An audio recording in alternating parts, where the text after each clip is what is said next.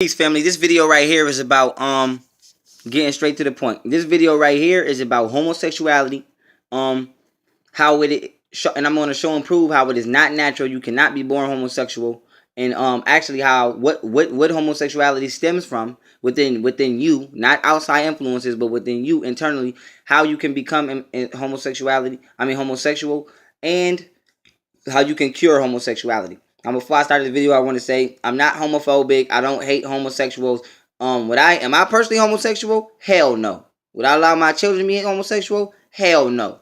But I do understand that in today's day and time, the mentality of the people have been made unnatural. Therefore, you have people manifesting themselves in life unnaturally, particularly within this subject in their sexual affairs. So I do understand that those are the people who I live amongst, and that they are souls trying to find their way as well. So I do understand the situation, but by me understanding the situation, I understand that I damn sure don't need to be a part of it. Now, with that being said, homosexuality. Before I begin, I need to teach you about specifically the spine, the vertebrae, and the chakras. Now, we all know you have more than 7 chakras, but we're going to deal with the 7 basic chakras. Now, your first chakra, your root chakra. Before I begin, I want to let you know the color of the rainbow, starting from red being at the bottom and then purple being at the top, are the exact colors of your chakras. So red is the first chakra. Red, the color red, it coincides with your first chakra. The color purple coincides with your 7th chakra. Now, with that being said, your first chakra is your root chakra, is called. This is your penis or your vagina area. Now, this is the color red. This chakra controls your lower self. This is what people call get off the carnal plane, because this is actually a plane. And whatever plane or chakra is the most strongest, or that a person uses the most, it influences and dictates your thoughts. Now, what makes your chakra stronger or influence you is whichever one you cater to. So this is where self-discipline comes at. It's disciplining yourself from certain actions, and then allowing yourself to commit certain actions will cause you to cater to certain chakras. So, for example, your first chakra, your root chakra, if you lack sexual self-discipline and you constantly always expressing yourself sexually, whether you masturbate, whether you're trying to have sex with everybody you see, whether you a man and every woman that you see, you trying to get a glimpse at her butt, or you trying to check her body out some type of way, you are catering to your root chakra. So since you constantly keep feeding this chakra, it's constantly hungry. So now it's constantly open. So now this chakra is the primary chakra, which influences your mind and your actions. So now you are living in your carnal plane. Now let's say somebody like me who lives, let's just say my 6th chakra, which has to do with the mind, kinetic ability. I constantly strive to learn. I constantly strive to seek knowledge. I meditate. I'm always on a spiritual plane. I'm always feeding this chakra. So now this is the chakra which is constantly influencing my thoughts and my minds. This is living in my higher self. Of course, let's just say the waist. Let's just say the heart, and anything below the heart right here, the chest, where like the superhero Iron Man has the circle on his chest.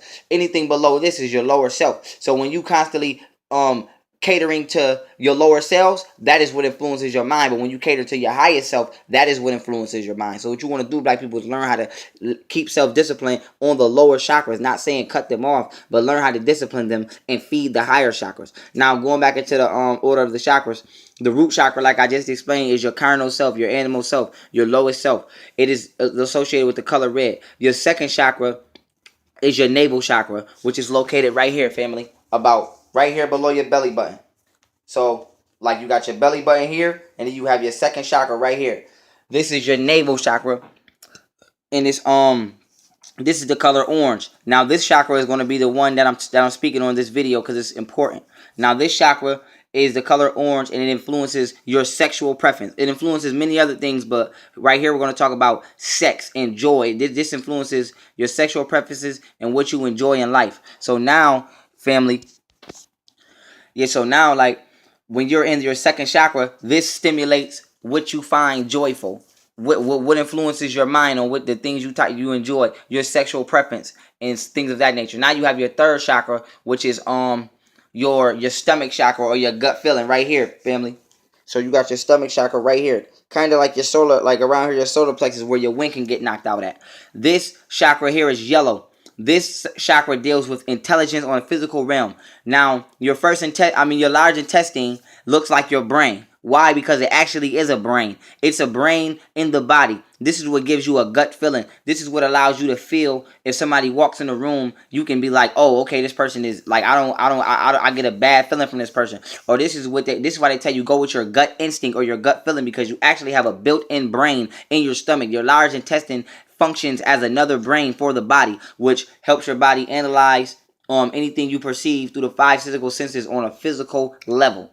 So not staying on that too much. Now we're at the first chakra, which is red. We did the second chakra, which is orange. The third chakra, which is yellow. And now we're moving on to the fourth chakra, family, which is the heart chakra right here. Like I said, like if y'all see the superhero Iron Man where he has that light in his chest, that exact area. Now this chakra is green. Now needless to say, it's the heart chakra. So this chakra deals with love, compassion, things of that nature. Most people who have a closed heart chakra, or most people who have a closed heart chakra, or have experienced, let's say, emotional attack. Like children nowadays get emotionally attacked. They have a closed, it will close your heart chakra. Because it will block your heart chakra, and your heart and compassion and emotional energy will not flow correctly. And this is why so many black children have a problem expressing themselves or actually talking to their parents about what's going on, because they have been attacked emotionally from infant to whatever age they are now, and they literally have a closed heart chakra.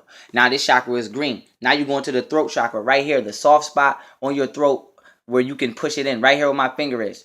This chakra is baby blue. This chakra deals with creative energy.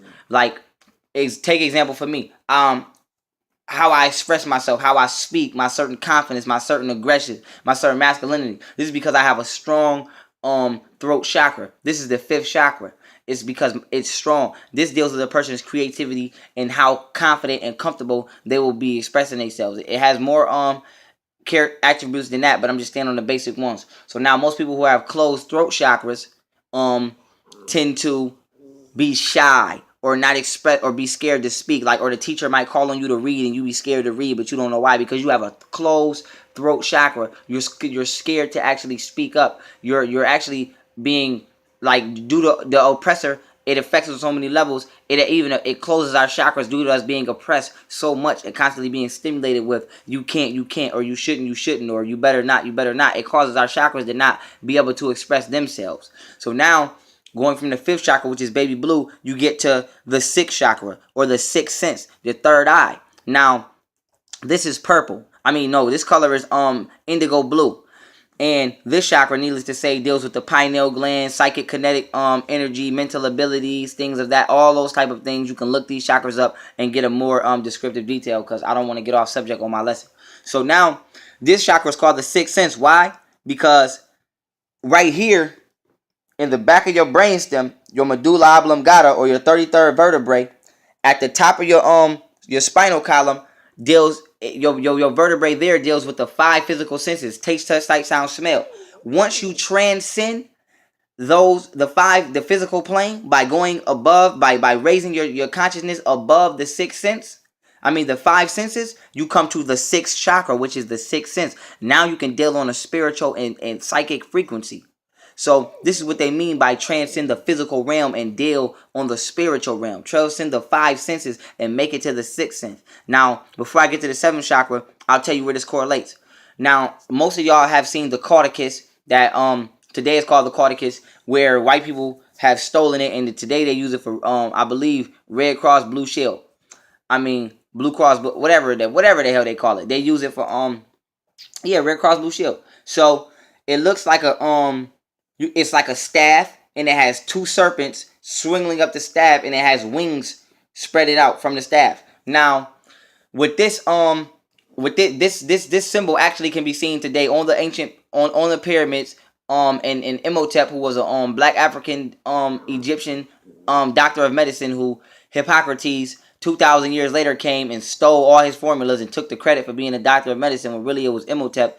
This was his medical symbol. So today, in the Caucasian, being the culture vulture that they are, they have stolen this medical symbol and placed it on their hospitals and their medical institutions, even though this origin is African, and they won't tell you this. So with that being said, what this was symbolic to was, you have in what you call the gooch area, to be mature, your gooch area, which is underneath you, located in between If you're a female, your vagina and your anus, that area at the bottom of you. If you're a man, in between your sac or your testicles and your anus, it's that soft spot right there at the bottom of the middle of your body.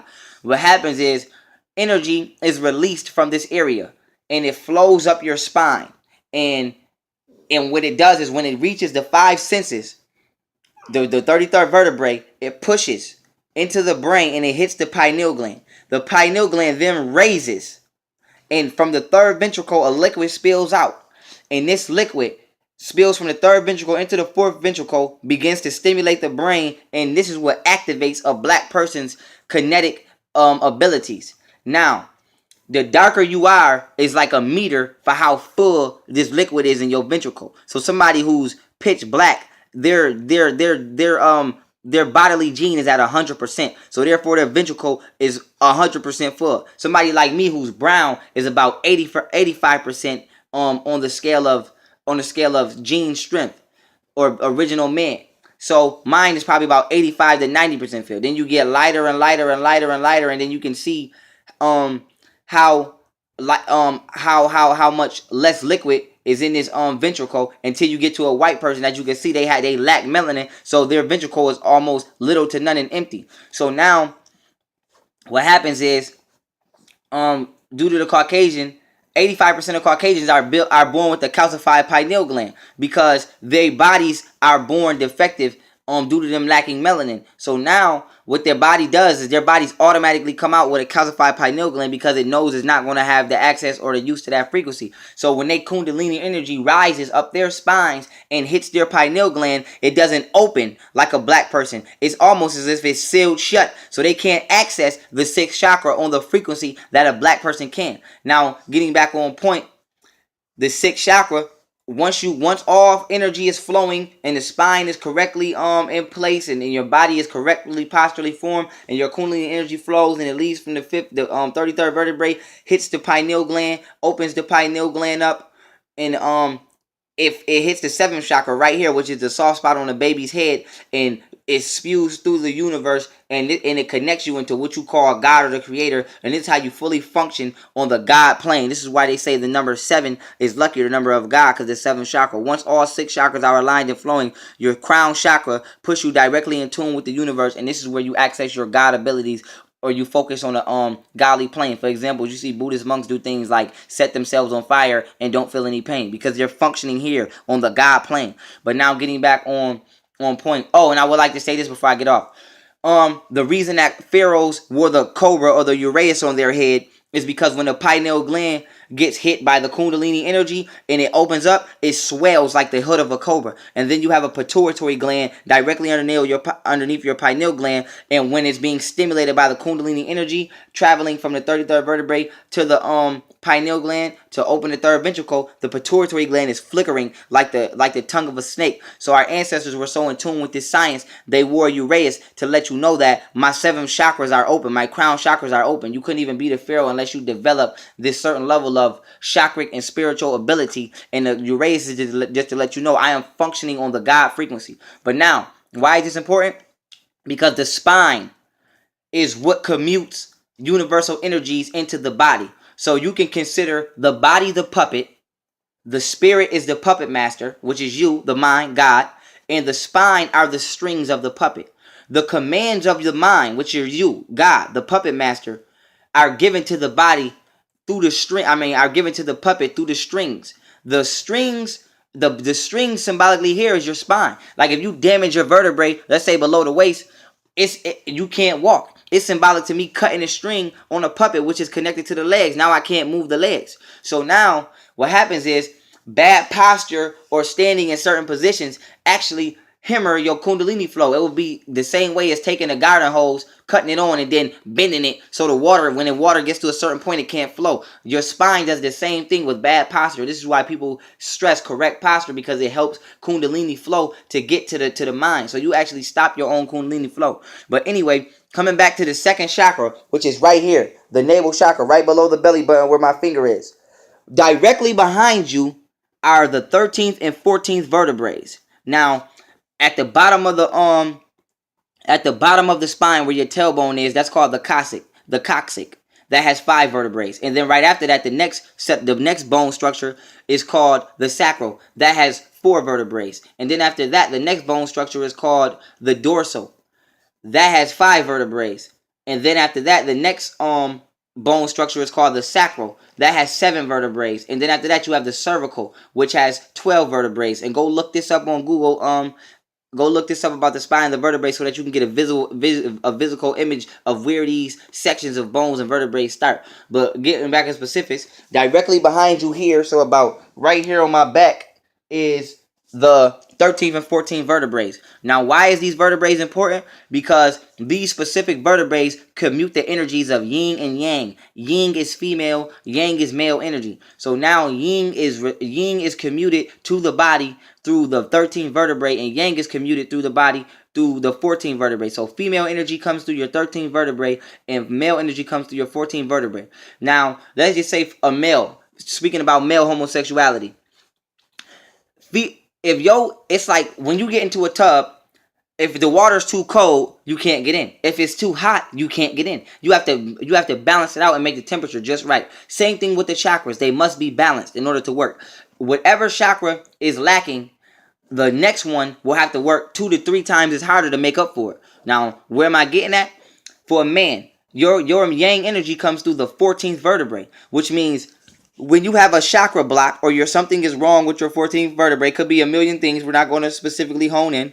But when you have a blocked or a damaged 14th vertebrae in some way, shape, form, or fashion, your yang male energy is not flowing, or is flowing too little bit, or basically not in a normal manner that it should be. So now your 13th vertebrae has to work double or triple times to make up for the energy that is not being balanced out for by the next vertebrae up. Now remember, your 14th vertebrae, which is yang energy, is male. So your male energy is not stimulating your body the way it's supposed to be, or being conducted through the body. So your 13th vertebrae, which is yin female energy, is now working 2 to 3 times harder. Now remember what I said earlier about influencing thoughts. The second chakra has to do with a person's sex or what they enjoy. If you're a male and your yang energy is not being commuted through the body, so your female energy, which is yin, is working 2 to 3 times harder to commute through the body, that is having a direct influence on your sexual or preference of what you enjoy. So now the mind is being influenced by the second chakra through its yang energy 2 to 3 times the normal rate.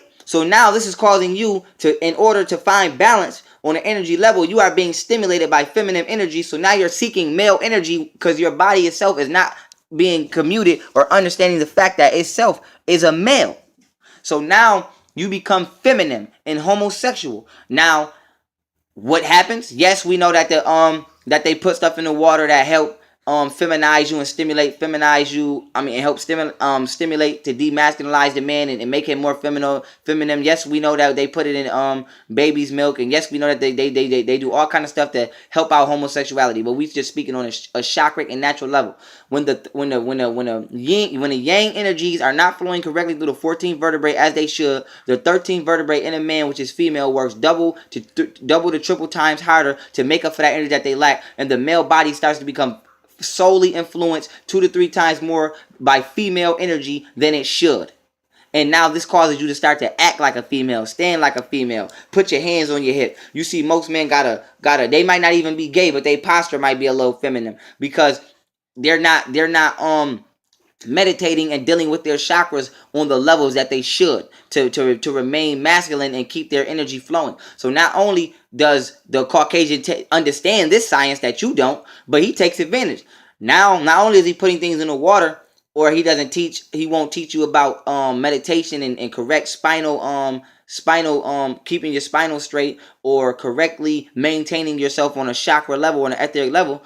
He passes laws that say that it's okay to be out of balance with yourself on a spiritual plane, and basically say that homosexuality is okay. Or he puts homosexuals on TV to not only help make you think it's okay, but to give your 13th vertebrae an extra boost and stimulating your mind in a homosexual manner. So now the black man is being stimulated by a block in his 14th chakra. So his 14th vertebrae, so his 13th vertebrae is commuting sexual female energies.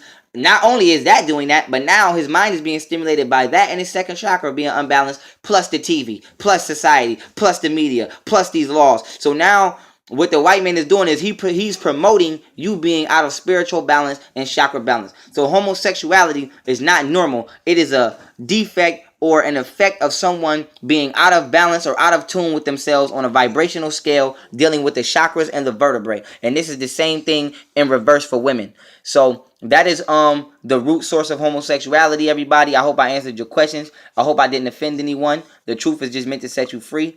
And if you don't believe me, search this and look this up. My favorite line is research yourself. And with that being said, peace to the gods and goddesses.